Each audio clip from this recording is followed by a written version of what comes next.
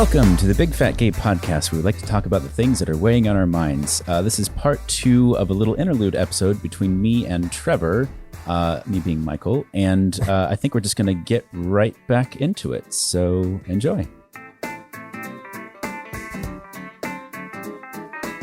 We've been friends for the vast majority, like just friends for the vast majority of our, I guess, friendship, relationship, whatever you want to call it. And it's almost funny the way that, like, my interaction with most people in our community has some kind of inherent, I don't want to say sexual tension, but just like, because it is such a niche, which I think is what you were saying before, like there's just inherently this lingering question, even if it's not really ever going to get asked, of like, so wait, so you and me, like, is this going to happen? Like, even if nobody's really thinking it, it's always kind of just there, which I think is kind of why the gay community at large just really has such a vibrant sort of sexual expression. But I know from my point of view, and I'm very curious how this is going to play out at an event. I mean, we've kind of talked about this already, as far as how chasers experience an event.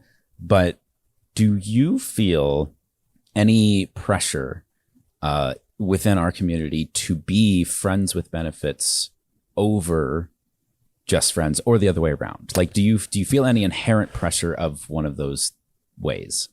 I don't really feel pressure. I mean, if it's, within the community, I prefer being friends with benefits just because it gives an outlet for that tension. I think it's also important to, like, just be on the same page. Like, if it's not going to happen, that's fine. But like, so, I mean, I have talked about my experience. Michael, I don't think I've talked about this on the podcast, but Michael knows my experience with a certain chaser who I was friends with. And we had kind of talked about, like, yeah, like, okay, like, well, let's hang out and like, maybe we'll fuck around, maybe we won't. I know this story. Yeah. And we did. And there was just, I mean, palpable like sexual tension, but like he wasn't making a move, and it was just so kind of shut down. So I'm like, okay, like maybe I'm misreading this. And it was just, we hung out a few times and I was just going crazy because I'm like, I just feel like he's waiting for me to make a move, but he's just so shut down and like I don't know what to do. And even Dan and I had a roommate at the time, and there's a point where he came in and like it was just the two of us, and like we were just sitting on the couch, but he was like, the chaser left, and my roommate was like, what the fuck was that? And I was like, I know, right? Like it's weird. Like I don't know if I'm misreading this, but like the fact that you're able to pick up on this like strange vibe in the room like makes me feel like I'm not. So I finally was hanging out with him, and then I was like, okay, so I just have to, it's fine if not, but I just have to ask him, like, are we going to fuck around? And he turned, he's like, oh yeah. I'm like, do you want to fuck around right now? And he's like, yeah. And then we went and fucked around. And Yay. And that actually was another situation where it ended up, things changed with his relationship. We just became friends, and that was fine. And I think also just like then having I don't know, I think there's closure to it. I don't think I've ever been in a situation where it's like, if sex isn't on the table, I don't want to spend time with you. Right. But I also like, I don't know, I think people should have sex with their friends. I'm not saying all of their friends, but I'm saying that I think it allows for a certain intimacy. And I've had, there's guys who I only see at events who, chasers from around the world. And, sometimes we fuck around, and there's even just been times where it's like, like they're at an event, we're going to be talking about events later when we return from our hiatus. But yeah, stay tuned. Beginning of June. Chasers are busy during events. There are far more chubs than chasers. And, some of these guys who are international, this is a rare opportunity for them to be with many huge, beautiful men. But, there's times it's like, I want to spend, we're like, guys have been like, I want to spend time with you. Like, I'm kind of beat, but like, do you want to just go hang out and like lay together and catch up? Which is delightful. Yeah. And just kind of to have that I don't know. It's like that post-coital moment with someone, and you can just kind of be very open and vulnerable, and there's still, some intimate touching and maybe some smooching, but it's just a very nice moment. And I think it's good to be able to have that. I think it shows a lot of freedom, which is great, especially for our community where that kind of like freedom and openness feels very hard earned, I think, for a lot of people.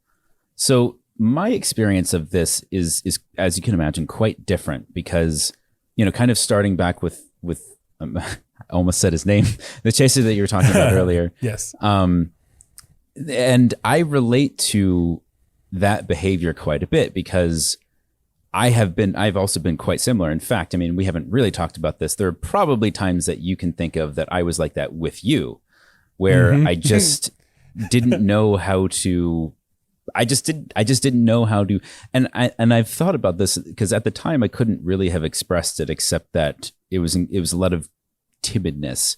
But more than that, it's something that Dan has talked about on the show, which is this like very delayed maturity, or like, I guess, extended immaturity in chasers, like sexual immaturity. Like how do you get enough experience to know what you want and what you don't want if you haven't had any experience?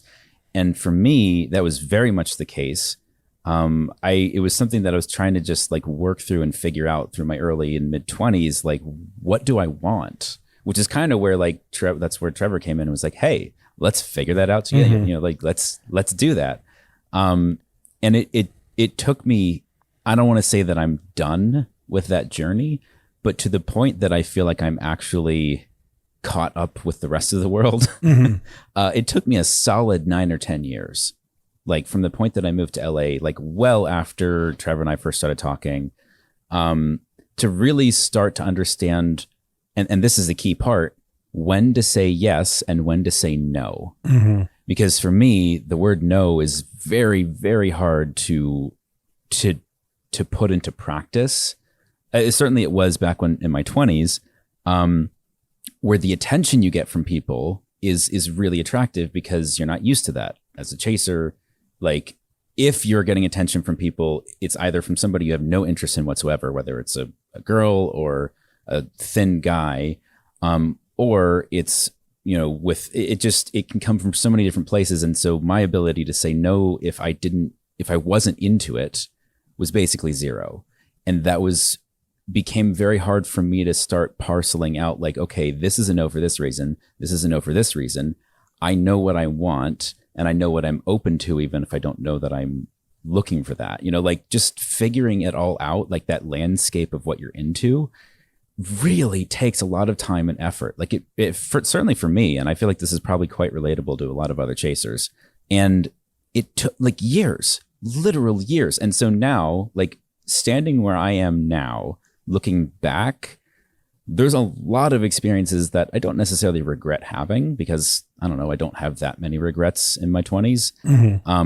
But certainly were not experiences that I would pursue now, knowing what I know about myself and what satisfies me, where I'm not just going into something for somebody else's benefit, because they asked and basically I didn't know how to say no, or like, can we just like that whole thing of like, I'm not interested in a sexual experience with you, but I like you as a person and I think we should be friends.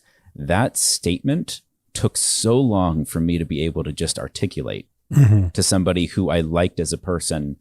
But you meet somewhere like bigger city and it's in the air. It's what I was saying before. It's just in the air of when are we going to have when are we going to address the sexual chemistry or lack thereof? And I think that it just took me so long to figure out what was a yes and what was a no, that even that the basic etiquette of knowing how to initiate something with somebody you were interested in it felt impossible.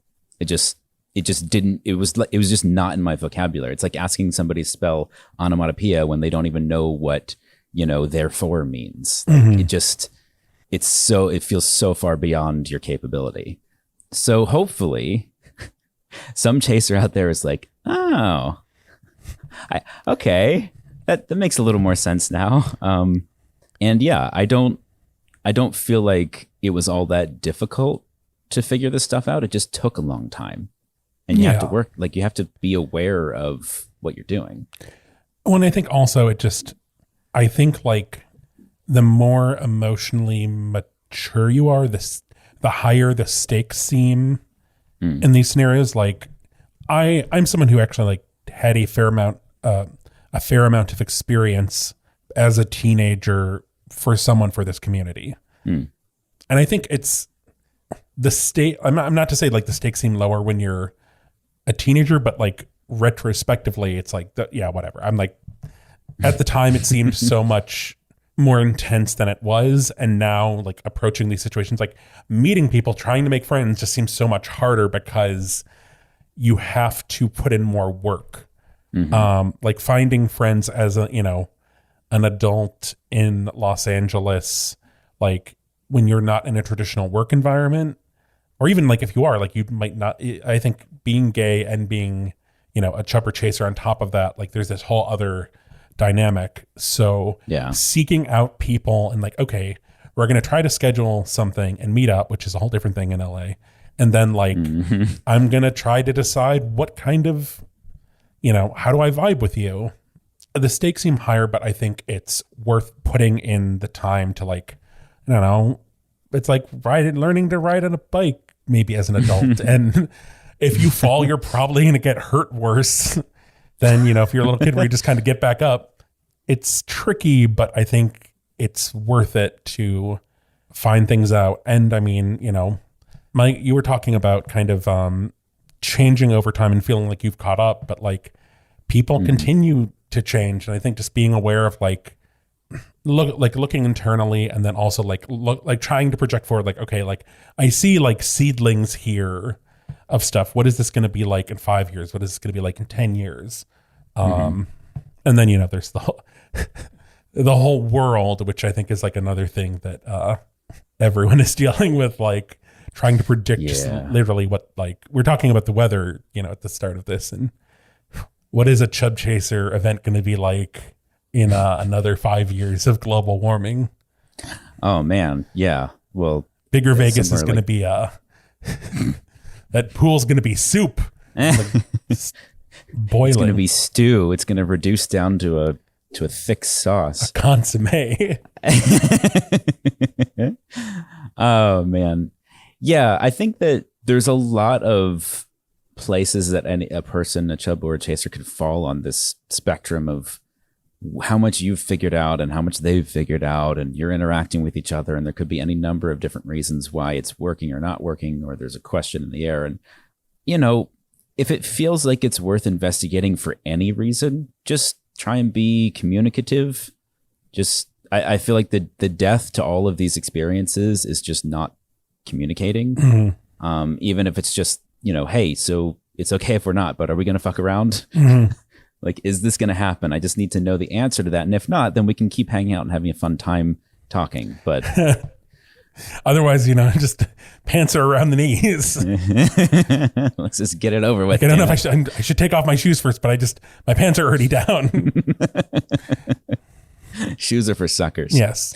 Yeah. So I think that the message I would like to leave people with is that there's a lot of promise in a connection between a chub and a chaser that doesn't have to revolve around sex. But if you're open to it, very much can.